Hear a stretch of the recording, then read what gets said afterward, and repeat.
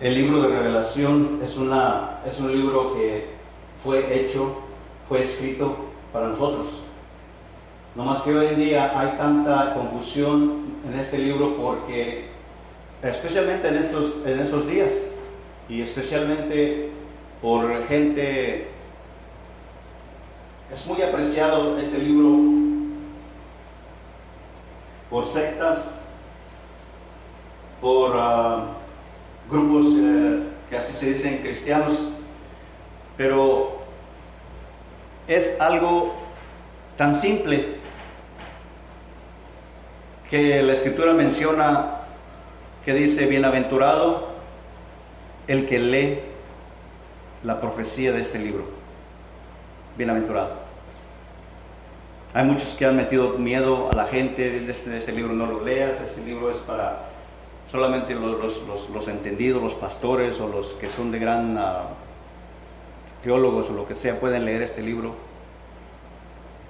El libro de Revelación es un libro para nosotros, pero necesitamos saber en dónde caemos tú y yo, porque recordemos que hay 3 pueblos en la Escritura. Empezamos primero antes de Abraham, que solamente había gentiles. No había más. Génesis 10 y todo, ahí salen todas las naciones gentiles.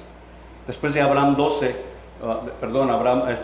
Génesis 12 en adelante, ya había gentiles y judíos o hebreos.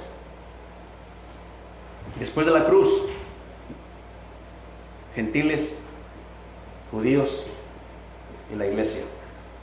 Hay 3 grupos, y eso está especificado en el libro de Corintios, en la primera de Corintios, en el capítulo 10 y en el verso 32. Pablo hace mención de esa escritura, de que él menciona esos 3 grupos ahí. Tenemos que ser conscientes de eso. Cuando ya seamos conscientes de eso, vamos a aprender que este libro no es un libro difícil de entender. Lo hacemos difícil porque empezamos a oír muchísimas cosas de otros que le dan una mala interpretación y el otro, pero capítulo 1, verso 19, está la forma o el formato que Cristo mismo lo puso para que nosotros entendiéramos que este libro no es difícil de entender, solamente tenemos que ponerlo en perspectiva. Eso es todo. El libro, el Señor Jesús lo partió en 3 secciones. Le mandó a Juan y le dice: escribe las cosas que has visto, el pasado, las cosas que son, el presente, y las cosas que serán después de estas. Una vez que entendemos que el libro está partido en 3 partes, vamos a ver cuál de esas 3 partes nos pertenecen a nosotros. ¿Por qué digo a nosotros? A nosotros, la iglesia, obviamente. La iglesia nació en Pentecostés, de la cruz en adelante. Y ese es el grupo número 3, el que yo estoy hablando ahorita, del grupo, que hay 3 grupos. El grupo de la iglesia cae en una categoría muy diferente que los demás. Cuando usted oiga en la Escritura, mi pueblo, no necesariamente está hablando de nosotros.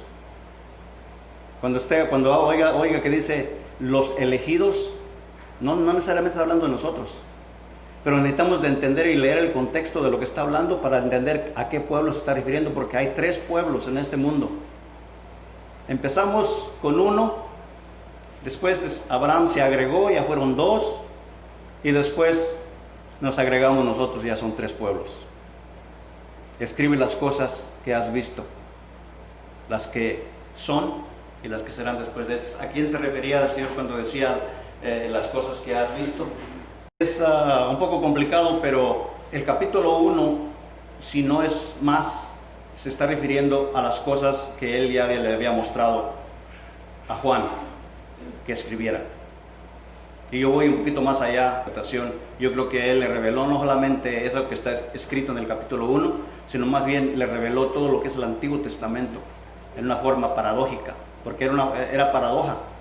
Todos hasta el tiempo de Cristo, todos pensaban que el Antiguo Testamento era, y aún hoy en nuestros días, hay gente que cree que el Antiguo Testamento ya, como ya entramos en la gracia, pues ya el Antiguo Testamento ya se tiene que quedar atrás.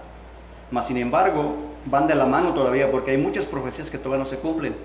Lo que pasa es aquí que Juan el Señor le revela a Juan todas las cosas que concernientes al Mesías. Usted se va a dar cuenta que cuando lee el capítulo 1 del libro de Revelación, o sea, la sección 1, ¿verdad? Se va a dar cuenta que usa un vocablo del Antiguo Testamento. Usted va a mirar cómo él dice, y estaba yo de pie y miré y a uno como el Hijo del Hombre, y me dijo, escribe, y empieza a escribir. Y también mira cómo el apóstol Juan dice, y menciona a Jesucristo, menciona a Dios, pero en un formato no de un vocablo moderno, sino él dice, del que es, del que era y del que ha de venir. Del que es, ese es un vocablo antiguo, ¿verdad?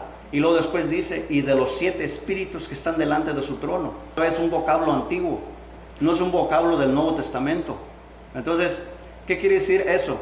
Entonces, por muchas formas y por mucho tiempo ha estado el pueblo de Dios preguntándose muchas cosas del Antiguo Testamento o de las cosas que suceden en el libro de Revelación, si nosotros en realidad somos participantes o coparticipantes o lo que sea. ¿Qué es lo que pasa aquí, no? Más sin embargo, es bien claro que cuando Dios le revela a Juan esta revelación del capítulo 1, le revela cosas que estaban en incógnita por miles de años.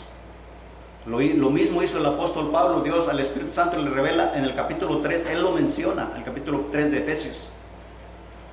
Dice que a él se le reveló, algo se le reveló a él, algo que estaba escondido desde antes de la fundación del mundo. ¿Y qué es lo que era lo que estaba escondido?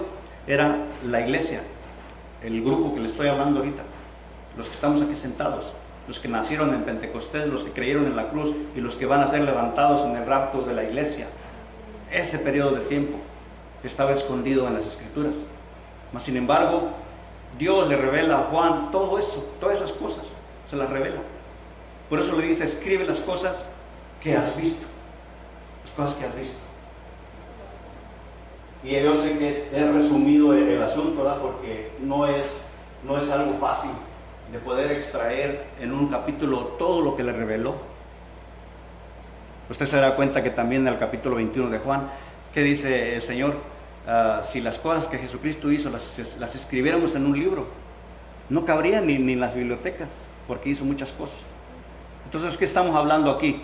Que posiblemente lo que Dios le reveló a Juan fue no solamente el capítulo 1, lo que vemos ahí, sino muchísimas cosas más del Antiguo Testamento. Le revela cosas y él entiende. Por eso dice, escribe las cosas que has visto, y alguna de esas cosas que vio escribe, y dice, bueno, yo miraba y dice, estas son las palabras del que es, del que era y del que ha de venir, del Todopoderoso, y de los 7 espíritus que están delante de su trono. Ahora, hay como más de 800 referencias al Antiguo Testamento en el libro de Revelación. Por eso es que el escritor cree y asume que aquel que lea el libro de Revelación está familiarizado con el Antiguo Testamento. Ahora, si no lo estás, entonces sí vas a tener problemas. Necesitamos estar familiarizados con lo que pasó en el Antiguo Testamento para poder entender los idiomas que habla el Espíritu Santo en el Nuevo Testamento. Cuando él dice los 7 espíritus delante de su trono, si usted va a Isaías capítulo 11 en el verso 2, usted va a mirar que ahí está, dice, ahí están los 7, lo que le llaman en inglés el sevenfold of the Holy Spirit, o todo lo que concierne al Espíritu Santo, el espíritu de poder, espíritu de paciencia, espíritu de esto, ahí están los 7. A eso se estaba refiriendo el Espíritu Santo por medio de Juan, pero está hablando en un vocablo del Antiguo Testamento.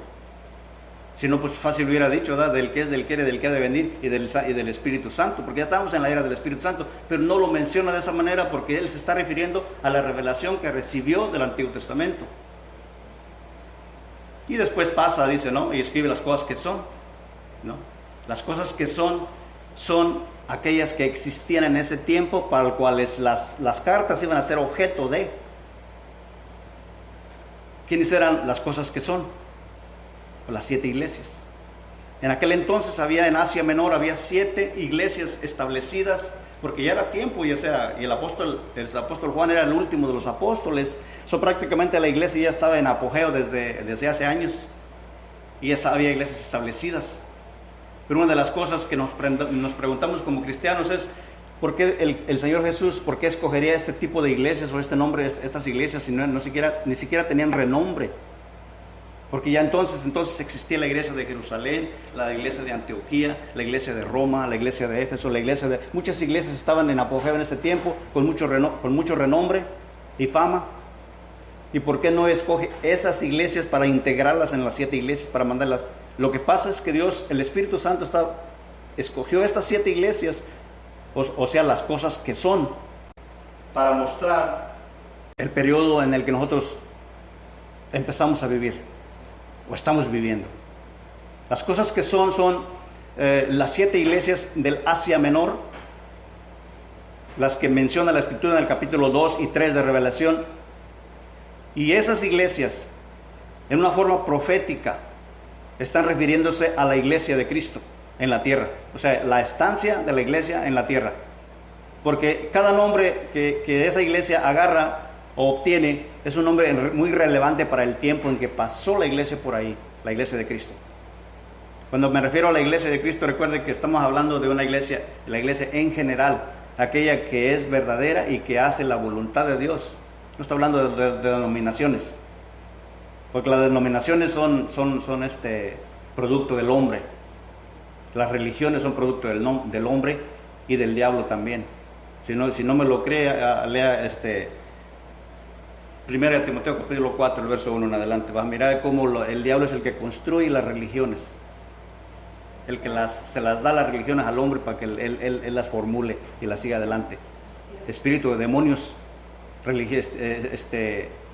doctrina de demonios. Pero estamos hablando aquí de que el Espíritu Santo estaba formulando los pasos que iba a tomar la iglesia en la tierra, y por eso le llama la primera Éfeso, y después Esmirna y todo eso. Cada uno de ellos, no hay tiempo hoy para ir en cada uno de los nombres de cada uno, pero son las etapas de la iglesia de Cristo en la tierra, las etapas, porque son etapas grandes y nosotros estamos todavía en una de esas etapas. Y tal vez las señales y los tiempos y todo eso, usted tal vez se dará cuenta en qué etapa estamos. No quiere decir que son etapas pequeñas, algunas eran etapas pequeñas, otras eran de cientos de años, otras de más de cientos de años.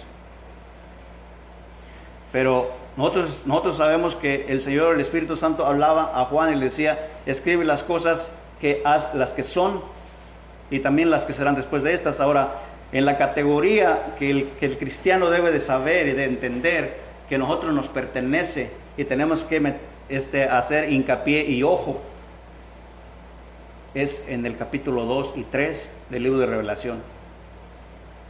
Porque hay muchos que meten miedo.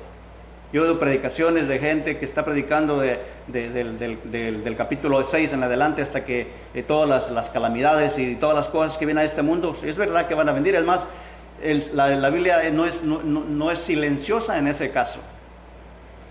Todos los profetas, Joel, Amós, Isaías, todos están diciendo que ese día, el día del Señor vendrá. El día del Señor es ese día, el que miró Juan en ese día. En el capítulo 4, el verso 1 de Revelación, usted mire que Juan dice: estaba yo en el día del Señor. No, y no era el domingo. Lo que está refiriendo es: estaba yo, el Espíritu Santo me llevó al futuro, me trasladó afuera del tiempo, en el día que va a suceder esas cosas, y miró las cosas, porque él estaba transportado hacia el futuro. Dice: estaba yo en el día del Señor, y es cuando mira un montón de cosas que van a pasar en este mundo. Pero no es para meterle miedo a nadie, porque usted y yo no estamos en esa categoría. Estamos hablando que usted y yo caemos en la categoría número 2, que dice las cosas que son, no las que serán después de estas, porque las que serán después de estas son las cosas que le van a pasar a aquellos que se quedaron, aquellos que la Biblia le llama los moradores de la tierra. En inglés suena más mejor porque dice the earth dwellers. Quiere decir que son aquellos que aman las cosas del mundo, las cosas que no quieren a Cristo, que no quieren nada, que aman el sistema del mundo. Esos son los earth dwellers, los que se van a quedar. los que van a experimentar esas cosas. Es más, si usted lee el capítulo 2 del libro de los Salmos, va a mirar el desarrollo, va a mirar cómo la gente de aquel día, de aquel tiempo, se va a rebelar en contra de Dios. Y cuando mira las calamidades que pasan del capítulo 6 al 19 del libro de Revelación, usted va a mirar cómo que aún cuando el sol les quema la piel, a ver si se arrepienten. Y dicen que maldijeron a Dios porque el sol les quemaba. Y en el capítulo 2 del libro de los Salmos dice: ¿por qué se amotinan las gentes y las gentes hablan cosas vanas? Y hablan contra Dios y contra su ungido. Y dicen ellos: rompamos sus ligaduras y quebremos sus cuerdas. ¿Y qué dice la Escritura? El Señor se reirá desde los cielos de ellos, porque vendrá con toda su ira a matar a esa gente que no quiso nada con Él. Ahora, cuando nosotros los cristianos ponemos en perspectiva el libro de Revelación, es fácil de entenderlo. Nosotros vamos a estar mirando esas cosas, pero desde el balcón, desde la ventanilla. Nosotros ya no vamos a estar aquí. Esa es la esperanza bienaventurada de la que habla el apóstol Pablo a los tesalonicenses, en la primera y la segunda. Capítulo 5, el verso 17 de primera de Tesalonicenses, el verso 19.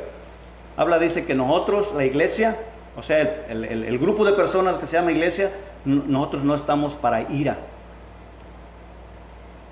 No estamos para ira. También en Revelación capítulo 3, verso 10, no estamos para ira nosotros, por cuanto te has arrepentido y por cuanto has hecho lo que yo quise que hicieras, y por cuanto guardaste la palabra de mi paciencia, yo también te guardaré de la hora de prueba que viene sobre este mundo. La hora de prueba es ese día, es un día nada más, de mucho tiempo, ¿verdad? Pero es un día, es un evento que va a pasar singular, sin precedentes. Mucha gente quiere acomodar las profecías hoy en día a eventos que han pasado, cosas que están pasando.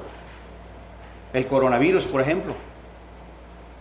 Nosotros no podemos acomodar esas cosas a la Escritura, porque lo que Dios habló son lo que llaman tiempos determinados por Él mismo.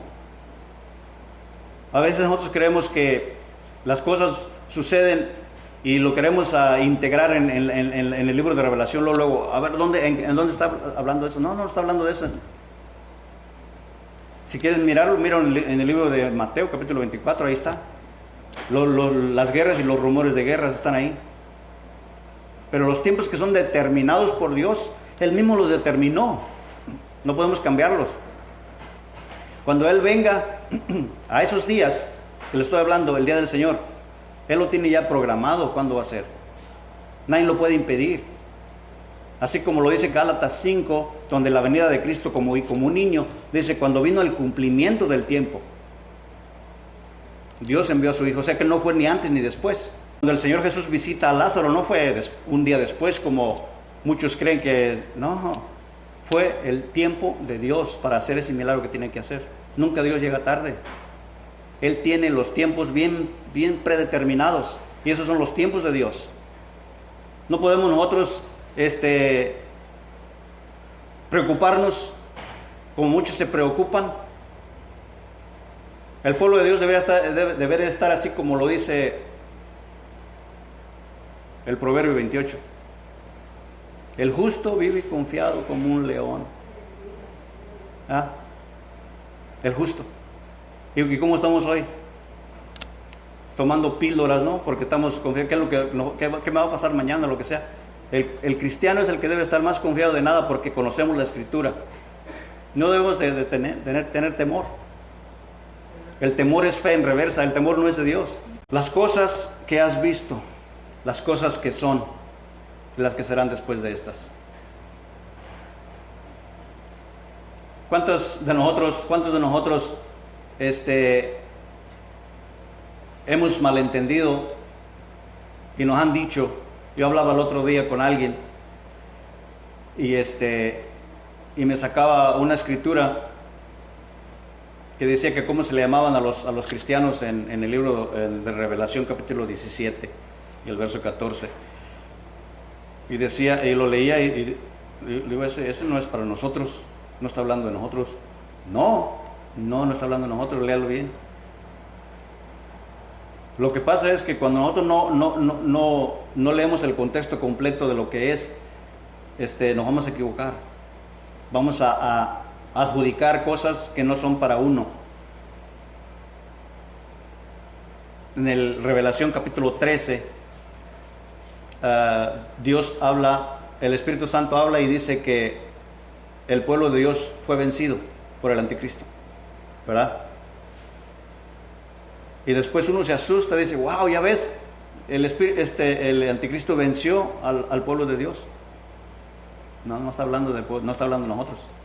Lea el contexto completo. Está hablando de Israel, porque para ellos es la gran tribulación. Y si no lo quiere mirar de esa manera, si no lo puede entender, lea también el capítulo de Jeremías, en el capítulo 30 y el verso 7. Usted va a mirar cómo ahí dice, ay de aquellos, porque el día de las apreturas de Jacob se acerca. Las apreturas, otra forma para decir la gran tribulación. Pero este libro, este evento de la gran tribulación está en todos los libros del Antiguo Testamento. Solamente que nosotros lo confundimos, porque cualquier calamidad que llega a la tierra, es parte de la gran tribulación, ¿no? En el año 70 hay una creencia rara por ahí que se llaman, no sé cómo se llaman, ni me interesa. Dice todas las profecías que están en la escritura del libro de Revelación ya se fueron cumplidas en el año 70. Ya fueron cumplidas. O sea, ya no va a venir nada, ninguna catástrofe va a venir. Otros decían que en el siglo XX que ya era la gran tribulación por tantas cosas que ha habido, guerras y rumores de guerra, ha habido muchas cosas y calamidades, ha habido enfermedades y todo ello, lo ajustan como si fuera.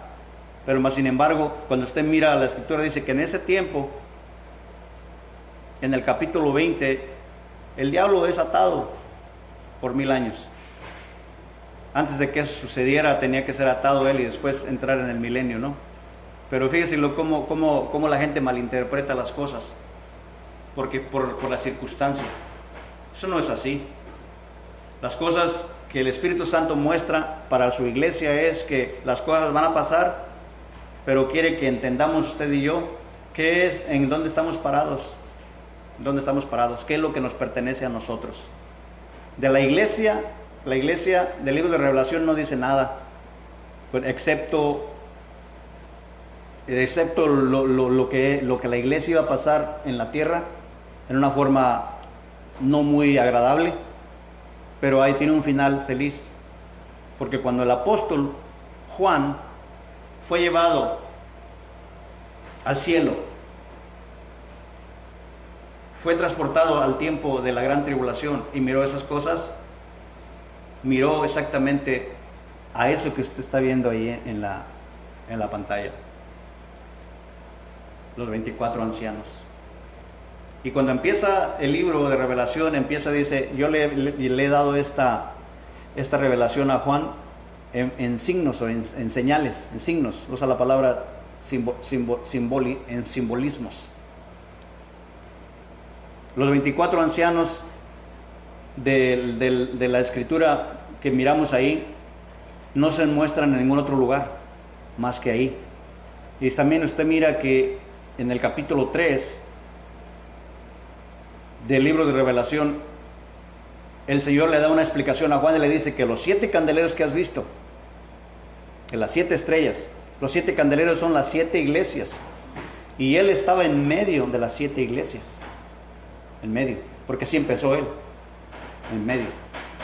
Pero usted cuando lee la escritura y se da cuenta que cuando en el capítulo 3, el verso 20, el Señor ya no está en medio de las 7 iglesias, ya está afuera, por eso está tocando.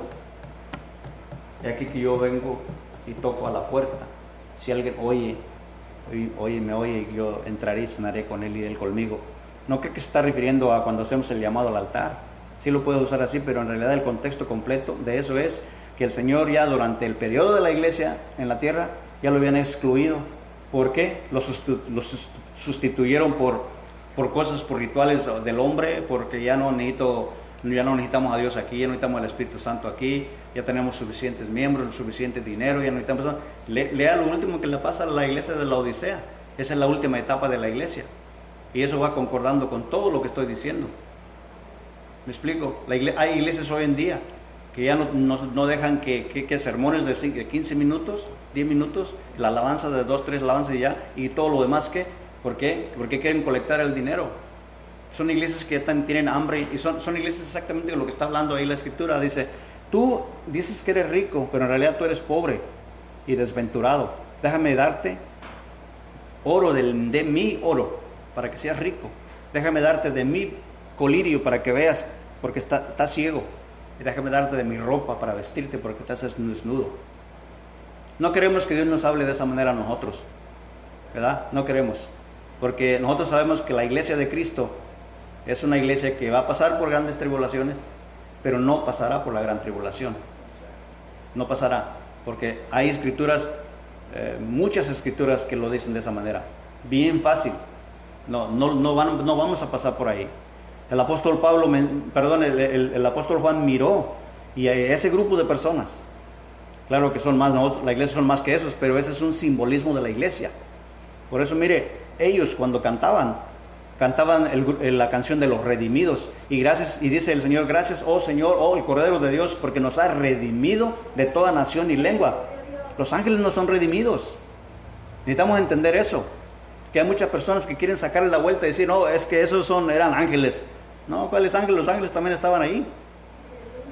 Pero la iglesia está reunida ahí porque dice ahora los candeleros donde se paseaba el Señor, acá en el capítulo 3 de Revelación, los candeleros, que dice que ellos están en medio de los candeleros, ya los candeleros están allá.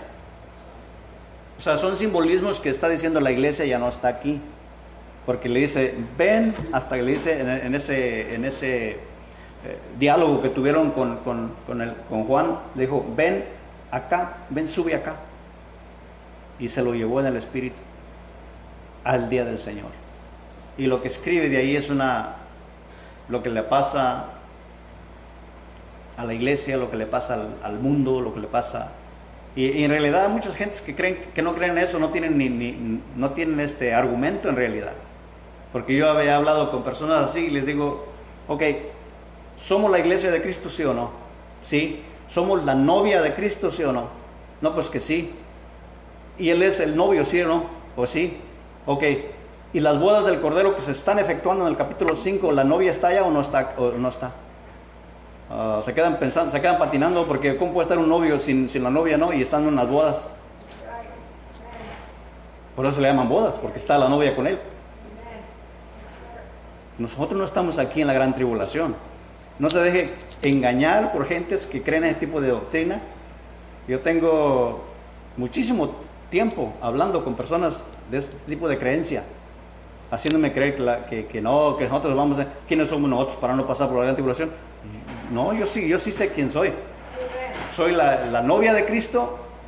Él no me va a dejar que pase yo por la gran tribulación. Pasaré por tribulaciones, pero no por la gran tribulación, porque nosotros somos su novia y Él nos va a proteger.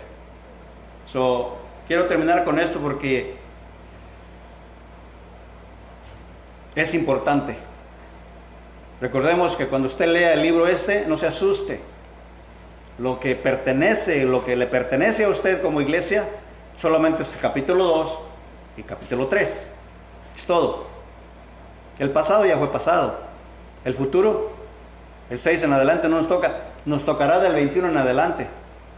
Cuando un día voy a hablar sobre las 2 resurrecciones, y que también queda en eso, porque nosotros, en realidad son 7 resurrecciones, son 2 categorías, pero vamos a hablar de eso más después, porque es otra confusión de mucha gente, ¿verdad?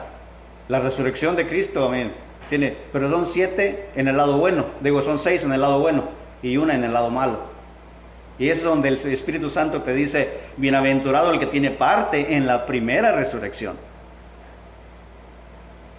Porque la segunda es la mala, que se llama la muerte segunda, ¿verdad? Pero eso vamos a hablar después, porque es importante que sepamos las cosas que el pueblo no entiende, o que se la han barajeado de otra manera en otro lado. Necesitamos saberlo, porque el pueblo perece por falta de conocimiento. Tú no te puedes defender tú, ni defiendes a los demás, ni te defiendes a ti solo, para ti, para tu propio espíritu, porque cuando estás comiendo no entiendes. Pero necesitamos poner las cosas en perspectiva. Recordemos esto, los dejo con esto. El libro de Revelación fue escrito por el apóstol Juan, y le dio el Señor un mandato y le dijo: no cierres las palabras de esta profecía, porque el tiempo está cerca. O sea, al no estar cerrado, el libro está abierto. Y bienaventurado el que lee las palabras de esta profecía. Bienaventurado, eres bienaventurado si lo lees. Pero el libro de Daniel, el capítulo 12, le dijo: Daniel, cierra las palabras de esta profecía, porque el tiempo está muy lejos todavía. Ahí todavía voy con que nosotros no entendamos lo que Daniel quiso. Bueno, en el tiempo aquel no pudiera entender. Ahora ya lo estamos entendiendo. Pero aquel libro fue cerrado, tapado completamente, y el libro de Revelación abierto. O sea, que no se deje engañar por la persona que: ese libro no lo puedes leer tú porque tú no puedes estar preparado para leerlo. No, ¿preparado cuál? Nomás con que tengas al Espíritu Santo y seas parte del cuerpo de Cristo, puedes leer el libro también. Bienaventurado el que lee las palabras de esta profecía. Bien, es bienaventurado. Recuerda bien que son 3 categorías. La primera ya pasó, la 2 es la que a ti te pertenece, a mí y a ti. Y la última es parte de la gran tribulación, que nosotros no necesitamos conocerla así, pero no te afecta, porque nosotros somos parte de la novia, la que estaremos allá en las bodas del Cordero con Él. Por eso nos quitamos las coronas, le damos gracias al Señor. Gracias, aquí está, porque nos ha redimido de toda lengua y nación. Aquí está, te damos gloria al Señor y cantamos el himno de los redimidos. Amén. Dios lo bendiga.